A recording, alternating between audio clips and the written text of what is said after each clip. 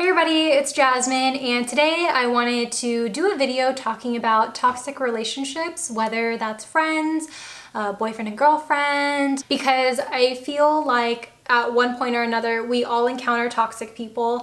And by the term toxic, I really just mean people who aren't playing on an even playing field with you. Like, no one's uplifting you, you feel really inferior, you feel like you're not safe, and pretty much you just don't feel like you could be the best version of yourself without someone pretty much just looking down on you and like keeping you down. We are gonna go into a little bit of a heavy topic in this video, so I kind of want to forewarn you guys. I know I don't ever do trigger warnings, but you know, just in case, maybe for this video I might have to just give y'all a trigger warning. So I wanted to start off this video because I did ask you guys a question on Instagram, like what topics you want me to talk about specifically. So the first one that I want to talk about is mental manipulation, which is giving in to what they want and they say that you knew that you wanted to do it. So if I were to give this an example, so a lot of people know that I actually don't drink alcohol. Me being with another person and then they're like, hey, I heard you wanted to drink this cocktail. And you know, knowing me, I know that I'm never wanting to drink anything alcoholic, but then they make it seem so real and it's almost like they're peer pressuring me into drinking this cocktail when I know I didn't say that I wanted it, but then they made me feel like, oh yeah, I probably did say it. So that's mental manipulation. And I feel like in a lot of relationships that are toxic, you do see this as a trait and it does come off as peer pressuring, which is really unfortunate because you end up doing things that you know isn't right, that you know you didn't want to do in the first place. And it's more of them leading a bad example and not being a good role model to you, and thus, you know, you kind of just get sucked in because it's one thing after another. Like once somebody knows how to manipulate you, it's almost like you just keep falling down this rabbit hole and you're just like, okay, well, where do I stop? Where do I tell them I can't anymore? Like, where do I set my boundaries? And trust me, I've been in one too many toxic relationships, and I feel like my best advice is catching red flags. And I know, I feel like all of my advices in this video is gonna sound so much easier said than done, but it really is how it is. Catching things where it doesn't feel right. Like if you know that you said you didn't want that cocktail, then you put your foot down and you're like, no, I'm not gonna drink it. And you force saying no. And you know, I know it's scary because you don't know how the other person is going to react, but you need to put your foot down. If you don't like drinking, if that's not your thing, whether that is drinking, whether that's smoking, whatever it is, if you don't want it, then you don't want it. Period. Point blank, period. And that brings me into another topic that someone asked me as well, which is how to stop feeling guilty about setting boundaries. I am 100% with this one because I have been there where I was scared to say no. I was scared to set boundaries because I wanted to be nice. I am that type of person who wears their heart on their sleeve and then I just get ran over by other people because they end up taking advantage of me. And I've gotten to a point in life where, yes, I'm still young, but I'm over that shit. I'm so over people walking over me and not respecting my boundaries and pretty much just ignoring what I have set up as a fence for myself. Because like I said, I don't drink alcohol. So if someone's going to peer pressure me into drinking alcohol, they need to take a step back and respect the fact that I don't drink and that I choose to not drink. And if I do want to drink, then it's my choice. It's no one else's. And it kind of brings me to another story that I have. So I had this person and he wanted me to do his makeup. Now he was really adamant about meeting me, seeing me, talking about YouTube. And I just felt like, okay, this is kind of strange. Red flag waving. Why does a guy want to meet me and talk about makeup, but then also YouTube? Red flag. And when someone wants to genuinely meet me, they never mention YouTube because it's not that big of a deal. I am more than, I feel like I am more than my channel. Like, I have a personality too, and it's just, why are you bugging me for clout? You know what I mean? That's kind of my instinct. Now, I kind of just had these multiple red flags, and because he wanted to get his makeup done, I said, you know what? The only condition that I have is that we meet up at a Starbucks. We can have a makeup consultation, but we will not be discussing YouTube. We are strictly talking about makeup and makeup only, and the consultation will only entail what will be going on in the service that you would like to do. Now, he kept persisting and saying, oh, let me take you to get boba. Let me go take you to get cream. Let me go take you to Texas Roadhouse. Let me go take you to Jamba Juice, Pete's Coffee. Everywhere else except Starbucks. But every single time he suggested something, I said, no, Starbucks or nothing at all. And that was my boundary. But he didn't respect that. So you know what I ended up doing? I ended up blocking his number. I ended up telling him, sorry, canceling the consultation. There's gonna be no rescheduling, and I'm not going to be servicing you in the future. Point blank period. I just really cannot be that nice, and who knows what would have happened to me. He was setting off so many red flags. What if he was gonna kidnap me? I've never met this person. I don't know who he is. You just never know, and that's why it's so important to set up your boundaries and to not be scared, because I don't want anyone out here to be so nice to the point where they just get ran over so much by people because they think they're so nice, and they just take your niceness for granted. At some point, we all just have to realize our worth and our safety.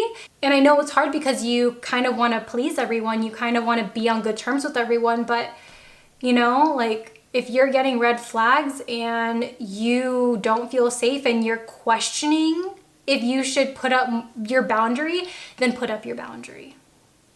Make someone understand that you will not do XYZ. And this isn't a change that I expect everyone to do overnight. Like, you learn from yourself. You learn. There's always that one last thing that just makes you go, you know what? Sorry, changing. Like, I cannot do it anymore. There's always going to be that one last thing that'll remind you, I am much more than this. I am so much more than how this person is treating me. I'm so much more than this situation. So you just grow naturally. And that's just how I've become the person who I am, and I'm still growing. So I don't expect anyone to really change overnight from this video, but I think the main purpose is to know your worth. And at the end of this video, I want you to realize you are more than what any other person is saying about you. I'm rephrasing this next one, but it's, why is it that the closest people in your lives are the ones that want to see you fail?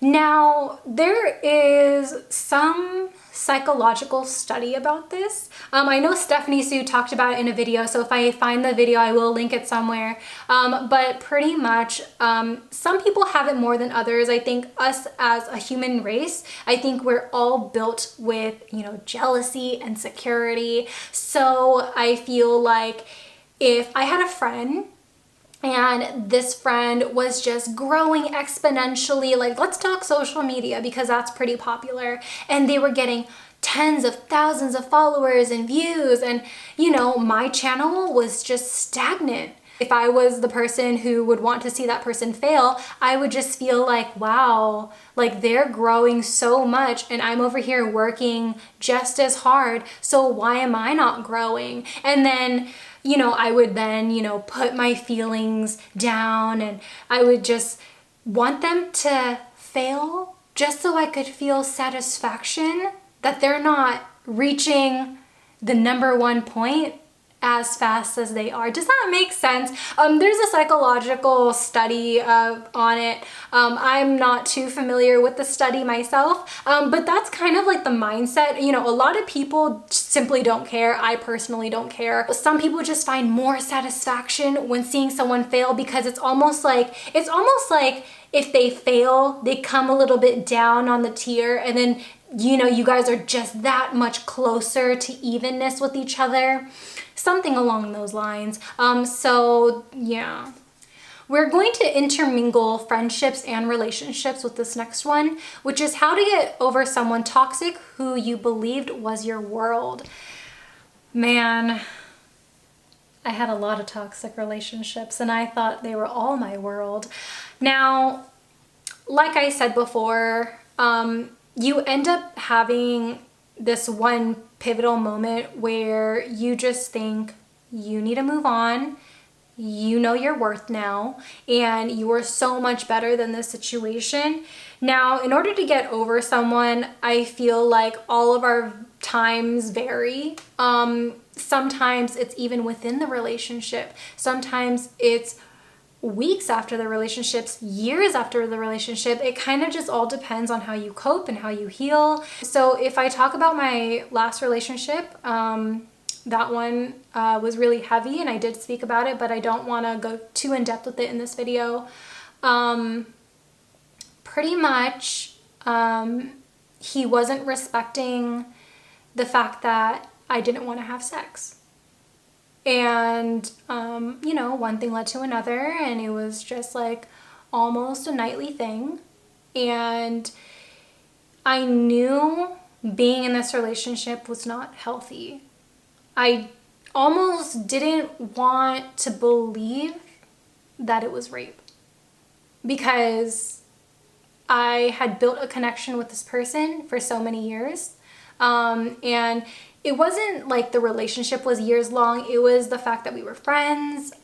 We always communicated, and I just didn't want to picture this person as a bad person. I think one night, I went out with my friends. I had a great time, and I just remember coming home after hanging out with my friends and just being in argument after argument and after argument.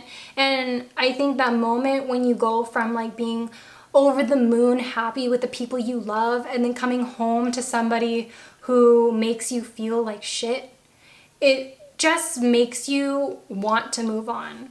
It makes you want to seek happiness. It makes you want to do something about it. It's just, for some people it's different.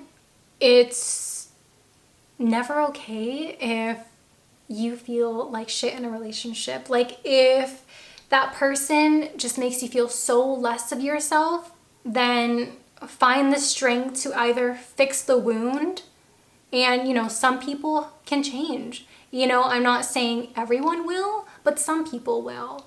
If they know how serious it is, and if they're willing to respect you, if they're willing to save the relationship that has now fallen. And then unfortunately, some people don't change and they don't put in any effort to change. Now, to answer the question of how to get over somebody, I read a lot of self-help books. I don't have a lot of friends in my physical life. I'm actually really, really lonely, as sad as that sounds. But at the time of the breakup, I also lost my best friend. Not like she didn't die, but like, you know, we kind of just went our separate ways. And so it really did feel like I was truly alone. And in that moment, I was reading a lot of self-help books. I was filming a lot of YouTube videos because it helps me cope. And a lot of people don't understand the feeling and love that I have for YouTube. It's an outlet for me. And I feel like having an outlet that's reliable, that you love doing, that nobody else can take away from you is just so special. And I just feel like if you have a hobby, if you have a passion, do it. And you don't know how much it will help you. So that's how I kind of got over the hump of, you know, just finally letting go of the feelings. Do I have residual feelings? No, I don't. Because I finally had a point in my life where I have been happy for a consistent amount of time where I just don't need his negativity.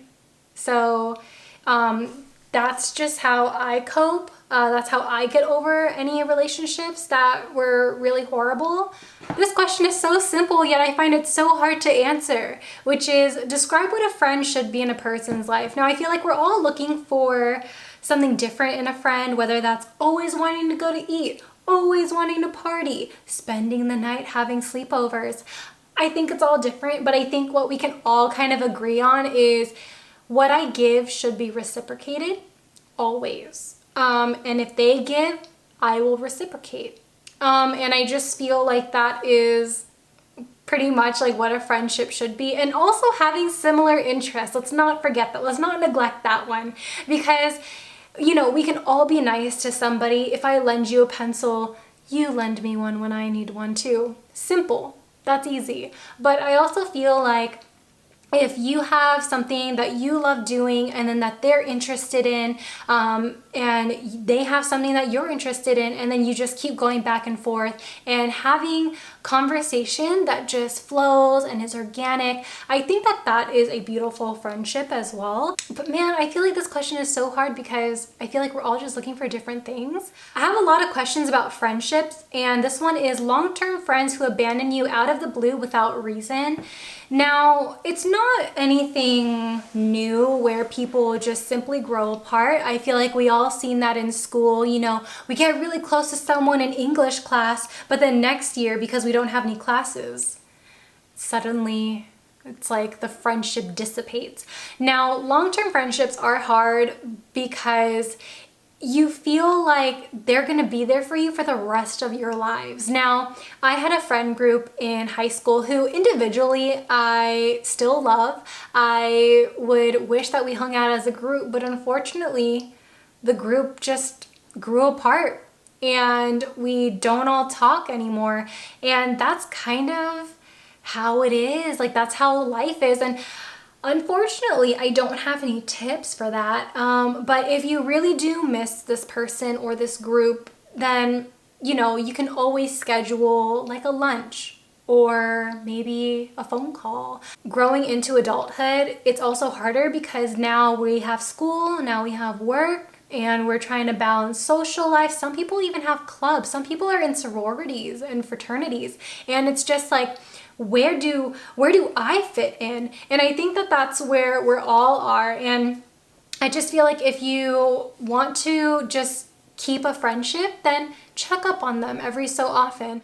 I'm gonna end this video here because it seems like I answered the majority of your guys' questions because they all kind of intermingled with each other. But if you do have any residual questions that you'd like me to answer, then please leave them in the comment section below. If you need any recommendations as far as self-help books, or if you need any other videos where I kind of go a little in depth with, you know, like my personal life, how I cope with some things, I will leave them all in the iCard above so that you can just click them and just watch them for yourself. So I hope you guys all enjoyed this video. If I do get a lot of questions, then I will be more than happy to film a part 2. I do want to do more of these sit-down videos and just talk about important subjects that we all face in our day-to-day lives. And I just want you guys to all remember that you guys are worth so much more than you think. And I know it's really hard to remember that, but you know, it's 2020 and I feel like now's the year to really put ourselves first and to not let anything negative affect us. So I hope you guys all enjoyed this video. I love you guys so much, and I'll see you guys in my next one. Bye! Peace out, Girl Scouts.